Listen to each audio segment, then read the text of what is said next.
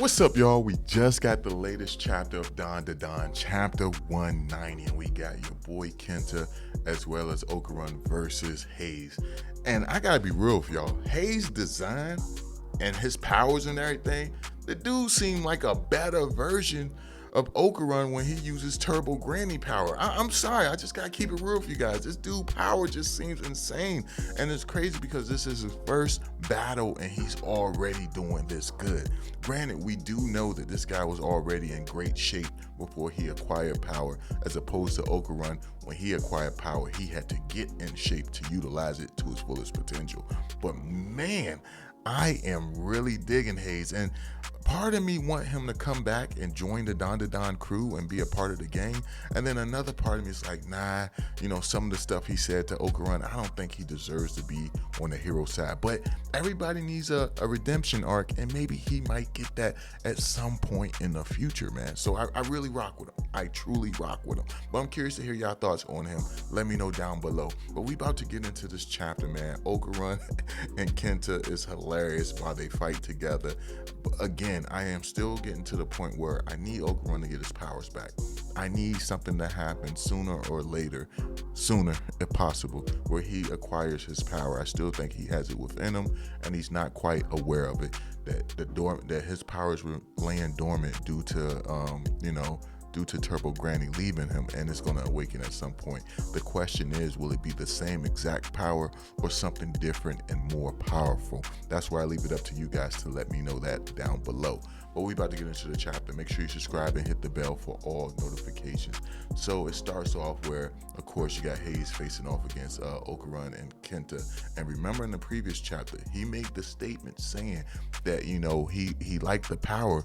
It drains a lot of stamina. So eventually he's going to get to the point where he burns himself out because he's been transforming left and right and doing actions with his power since the moment he got in this battle. He hasn't really took a moment to breathe. But you got it where he's constantly going after Okarun, calling him a bastard, telling him he belongs with the trash and all of that. You even have it where Kenta goes to punch this guy. He shatters the arm of the armor that Kenta is wearing.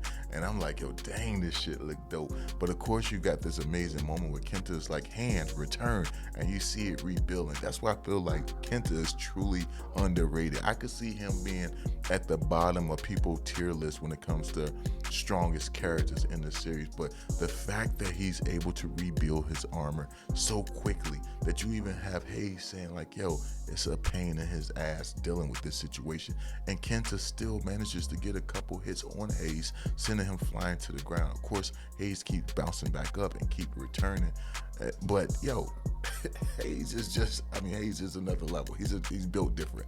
But of course, you got it where Okarun and Kenta, they're arguing with one another because they're saying, Okarun is saying that Kenta doesn't have any strong attacks with this armor, and he says he doesn't have enough material to do it. So I wonder if we're going to get to the point where he gets even more material.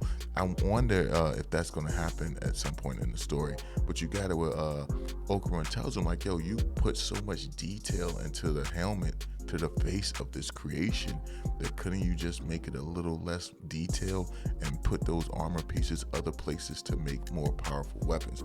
And then you have where Kenta makes the argument like, nah, man, like, yo, this is the passion, like, yo, because that's the passion, like, the suit gives me the passion to fight and move on.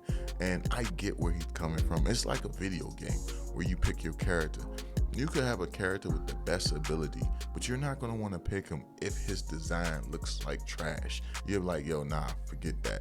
And if you got a character where the design is amazing, but their abilities are trash, you're going to try to tough it out and play with that character. That's pretty much what Kenta is doing in this scenario. But of course, you got it where the armor that they're wearing is getting shattered and torn apart by Hase.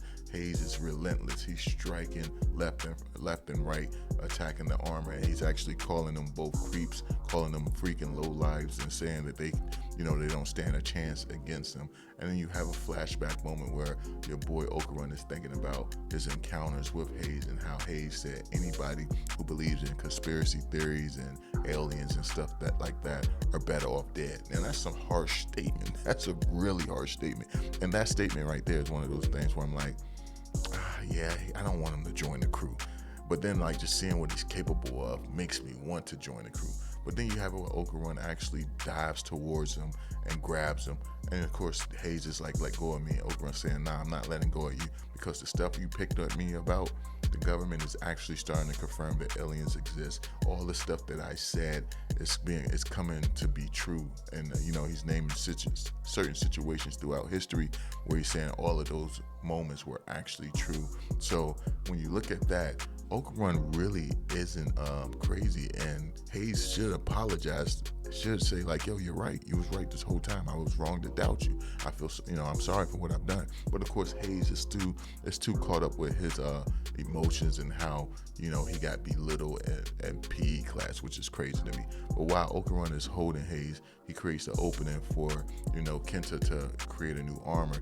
Okarun shouts to him, merge now, and they make this new armor, and it looks pretty dope as hell. You got it where they actually managed to stop the movement of Hase. Next thing you know, they fly straight up in the air, and then they come down with rockets, full force, slamming him to the ground, knocking him unconscious. This was an epic moment, man. You got him like just laying on the ground. Now I'm curious if Hase is going to lose his power, if they're going to return to him, poke him with one of the swords and take the power from him, since he was defeated by Okarun and your boy Kenta. But then you got it with a crossbone girl. She sees what's going on, and it looks as if she retreats from the situation. So I'm very curious what's going to happen with her, because I thought we would have them battle it out now that they somewhat weakened from fighting Hase, but she chooses to retreat. And I guess that's good for the story, because we might have a situation where she actually encounters Dino Girl. That could possibly happen. But anyway, you got it where Kenta and Okarun are just standing there with thumbs up, and you got Kenta saying like, yo, yeah, I give you permission. You can call me Colonel. And Okarun's like, whatever, man. Whatever. I don't know why. I just thought that was a hilarious moment. Like I said, when Kenta's on the battlefield, you're going to get a few laughs. But this battle was pretty dope. But I do agree with Okarun with far as like how the armor looked. It wasn't that impressive to me. I think the armor he had when they were separated looked a lot better, in my opinion. But the armor he made for the final strike, and I wouldn't even consider that to be armor. It looked more so like attachments, was pretty amazing. That panel was goat-like.